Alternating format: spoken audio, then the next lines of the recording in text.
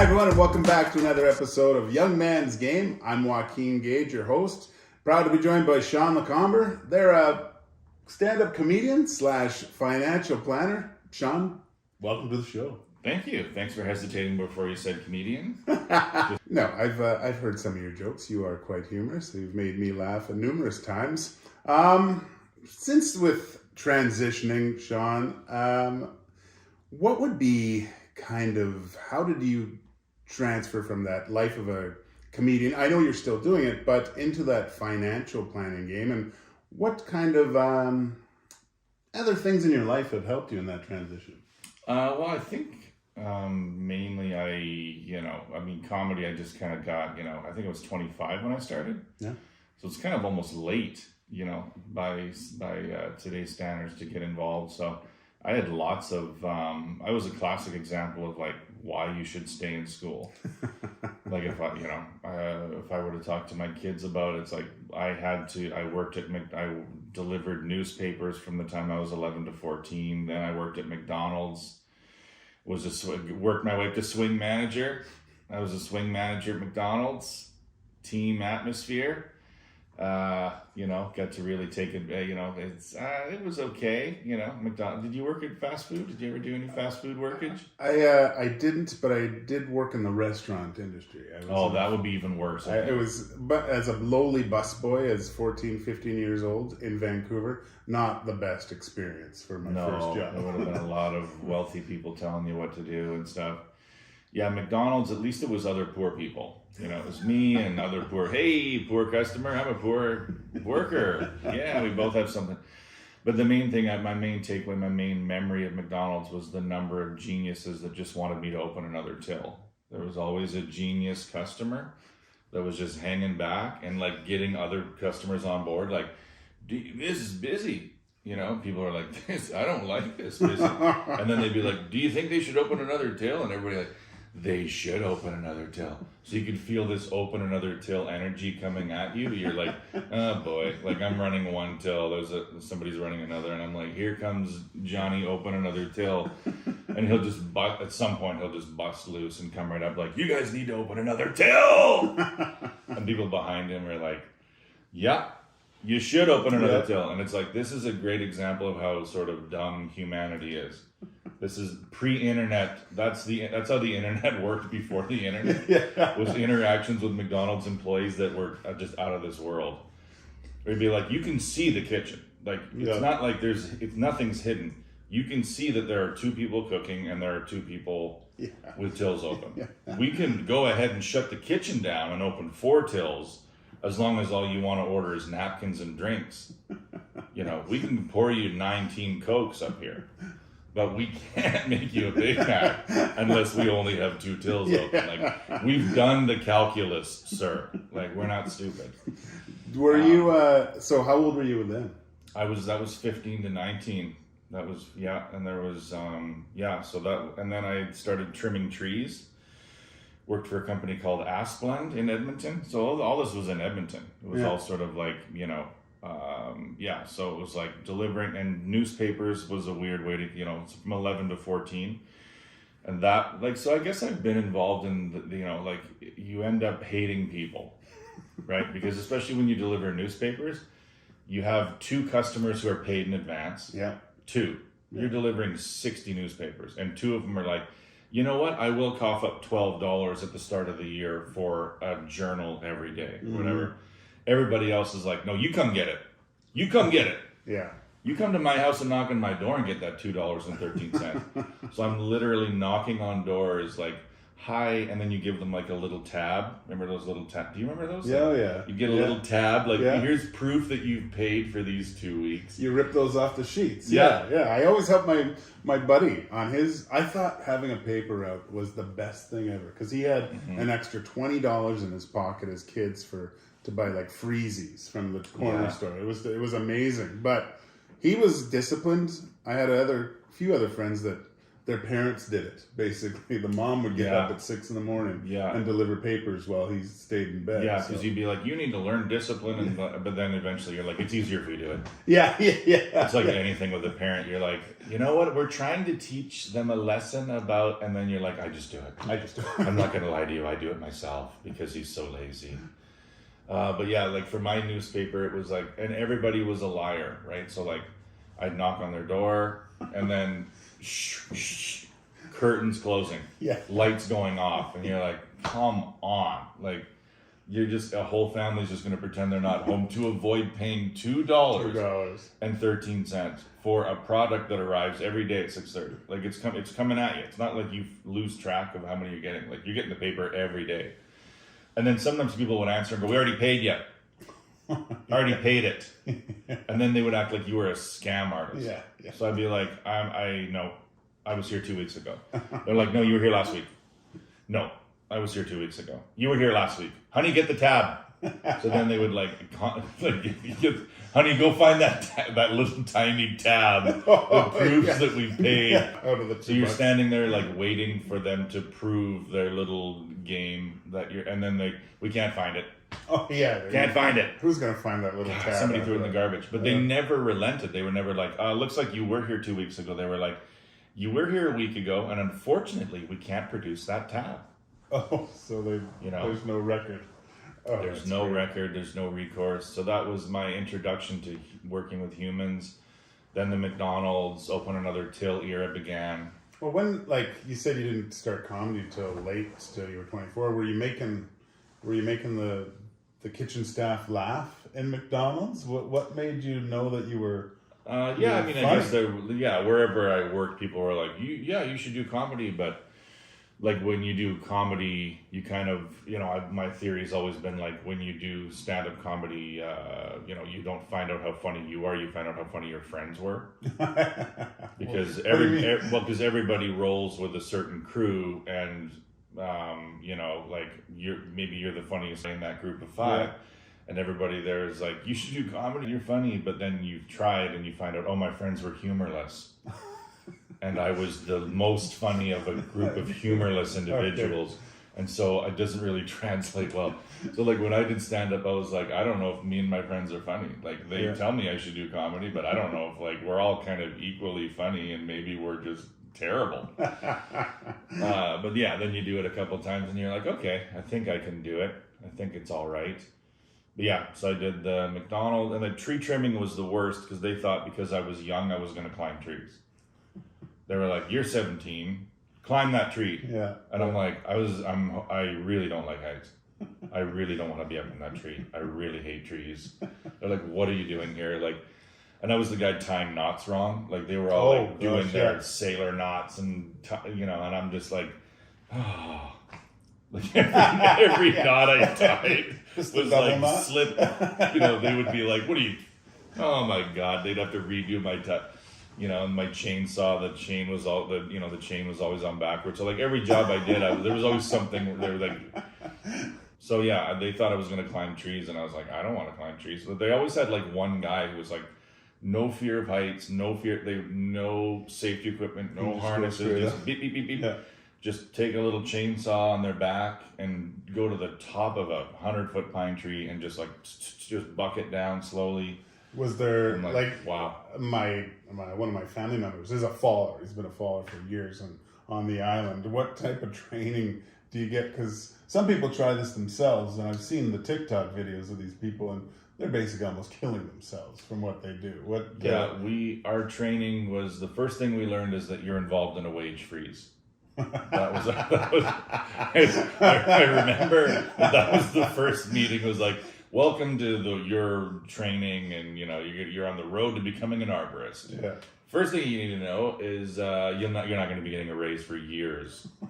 We have frozen wages, and I'm like, wage freeze? Like can you thaw it out? And they're like, no, it's so frozen. It's like your money's just in this permafrost bubble. So they were very nice, but they were only nice because the wages were frozen. They're like, we can't pay these guys another cent. Yeah. So that was my introduction into ripping off your employer, which was kind of fun. because they would, like, the guys that did arborist work, they got to keep the truck. Oh, really? Yeah, so like the truck was at their house on the weekends, or Right. you were on the road, but it was at the hotel. And then, you know, you'd be out trimming a tree away from power lines because you were there, you know, paid by the city of St. Albert or Edmonton or whatever. And then somebody would come out of their house and go, hey, how much to take down that elm in the blah, blah, blah? And you'd be like, oh, that's a pretty big tree. Like, I don't know, maybe $380. And they'd be like, oh, I don't know. And then they'd come back like, all right, yeah. Like, all right, we'll be back Saturday. So, you know, your Monday to Friday work was a promotional video for all the stuff you were going to do on the side on the weekend. Then you start to see why these wages are frozen, because equipment is breaking down for work that Asplund hasn't been cut in for. But it was like, yeah, everybody did it. It was one of the, so I was like, cool, like I'm getting money on the side. This is cool. Yeah.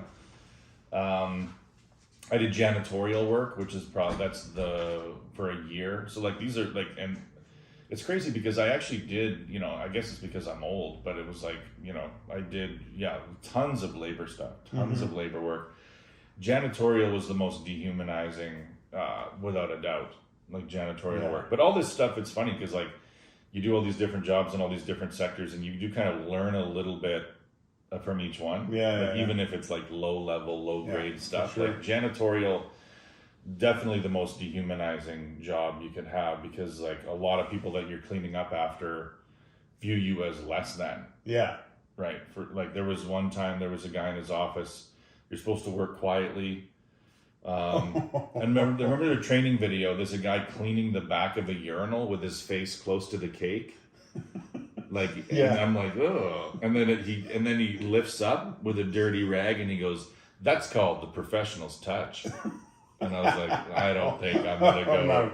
I don't think. I want to qualify for the janitorial Olympics. I don't think I'm gonna mess up my Olympic bid here. But yeah, the funniest story I had from janitorial was, you know, you were not to some of these people. You were not. You were not a human being. Yeah. Like, so and it's not like they were. You know, it wasn't like they were Rupert Murdoch. They were just engineers. But they almost enjoyed that level of like, I'm above you. So there was one time there was this guy who was on the phone, like, you know, in the evening in his office, and he was eating an apple.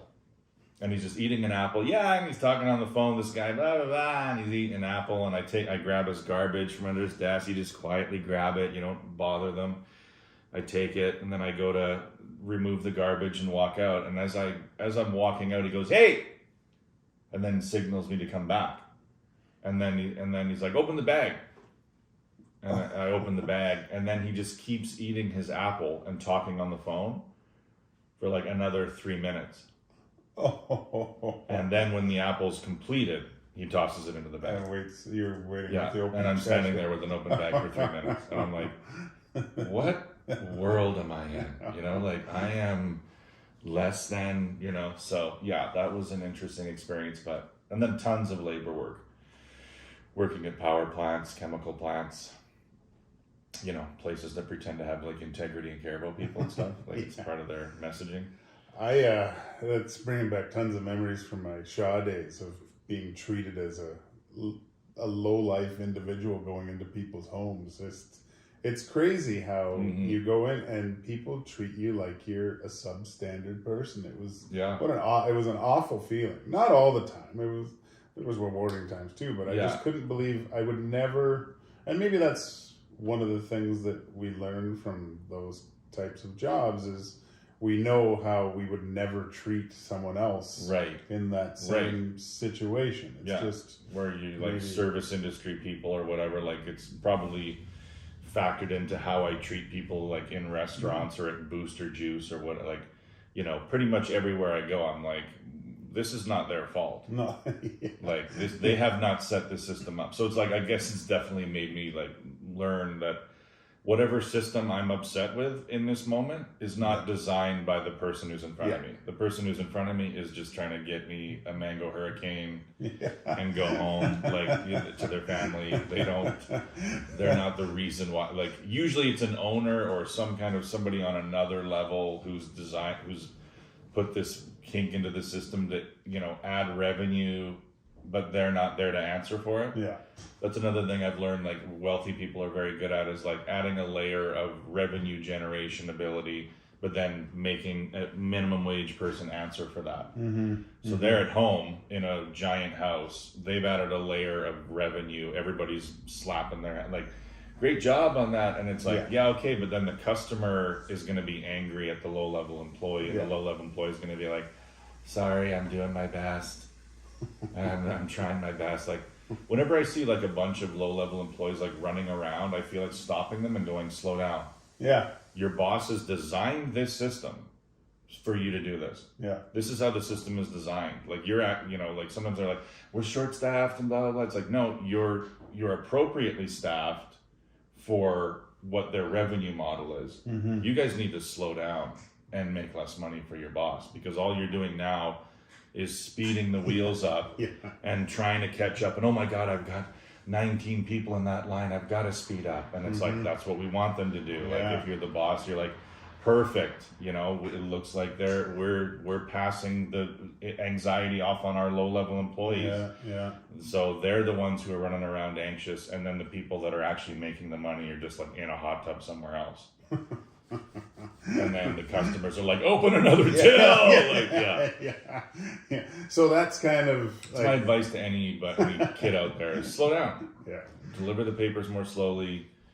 You know, if there's a lineup and don't let the anxiety of that should be on your employer like slide off of, because that's the real trickle down. The trickle down ain't the money. The trickle down's the anxiety of the job.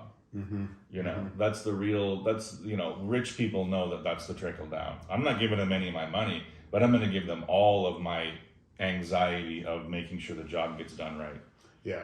And that's kind of like all these jobs that working in those industries, I think it's helped me in my career as a financial planner dealing with people, because I think it gives you a bunch of better tools to deal with those types of situations. Look, we're dealing with a sometimes very stressful time in people's lives, not knowing what to do, and we're able to mitigate that anxiety with experience that we've gained over the past few years, just knowing, like, having people yell at us to open up another till. Or like, you were supposed to be here a half an hour ago to do my thing, and you're like, okay. It's like, my sister's a nurse or whatever, and sometimes people will, like, tell her, like, you were supposed to be here an hour ago. My tax dollars pay your salary. And she's like, well, that's kind of cool, because my tax dollars pay for your government benefits. You know, isn't that fun that your taxes pay a little bit of me and my taxes pay a little of you? And they're like just furious. At that point, I actually recently had an experience where, and I do this to a lot of like people who love guns. There's a guy who came to my house to do a quote on some like electrical or whatever that I have to get done before I can move. It's like, of course it's $4,000 or like, of course. So then he comes by and he's like talking to, he wants to know what I do. And I'm like, I always just lie. I never say that I'm a comedian. I always just say like, I'm, I work for Air France. I'm a flight attendant for Air France or whatever. I'll just make up something stupid. But then this time I was like, I'm an associate producer for the CBC Children's Program. And he was just like, CBC?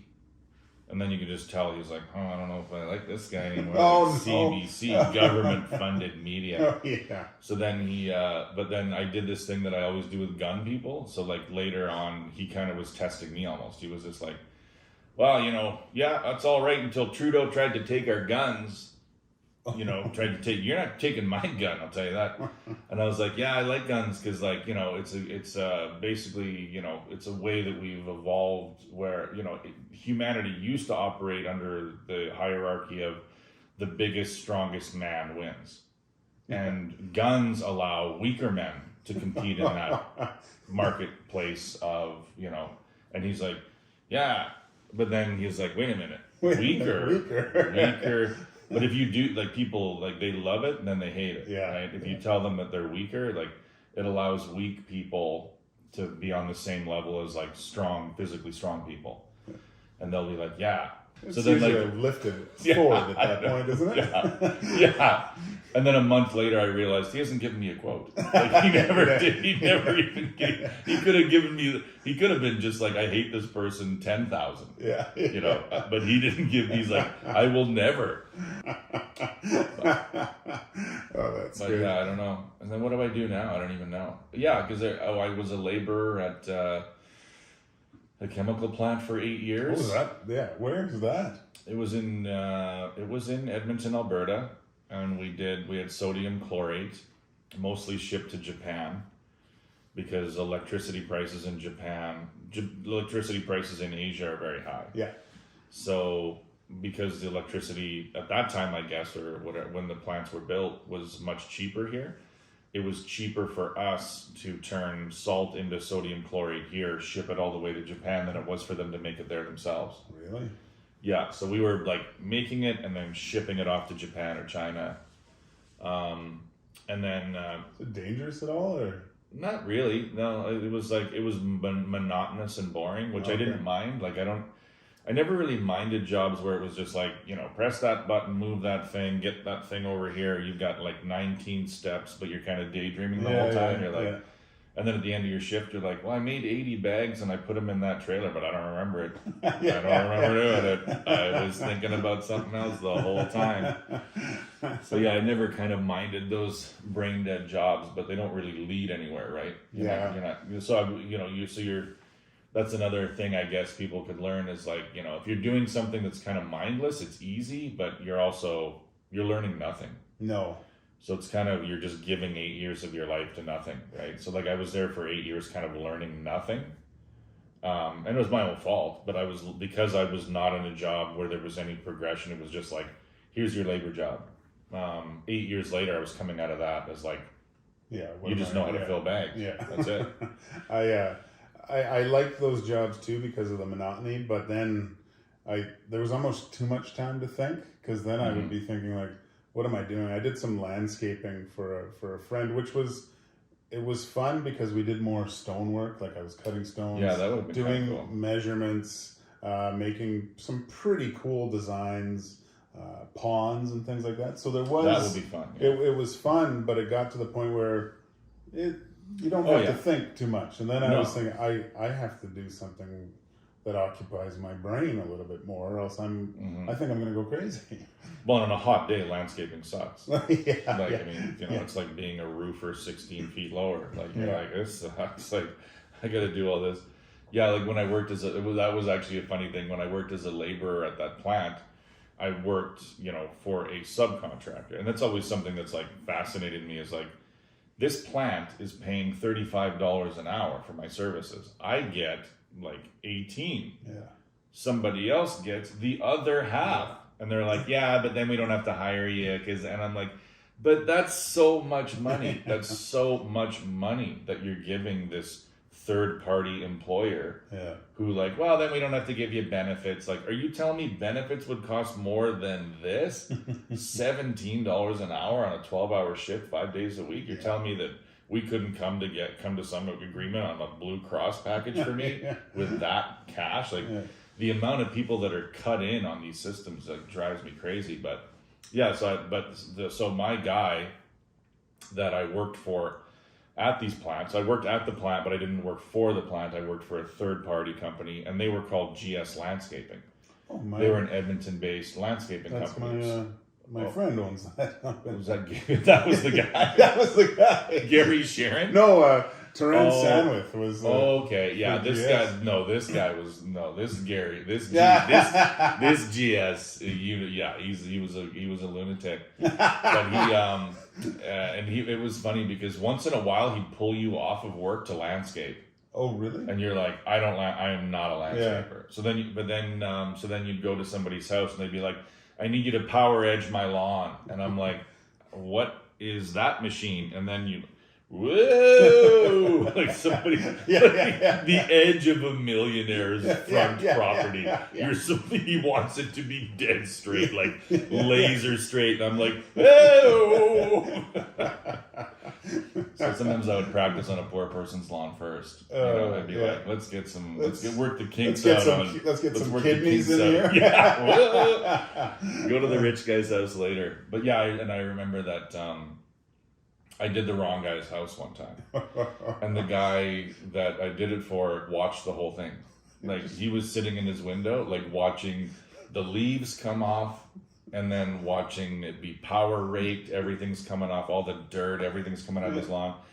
And then we're aerating the entire thing, and then we're digging up all the dirt in his garden, and then we're doing a power edging, and we're cutting, and we're, like, putting product down, like, fertilizer or whatever. And he watched the whole thing, and he was just like, yes.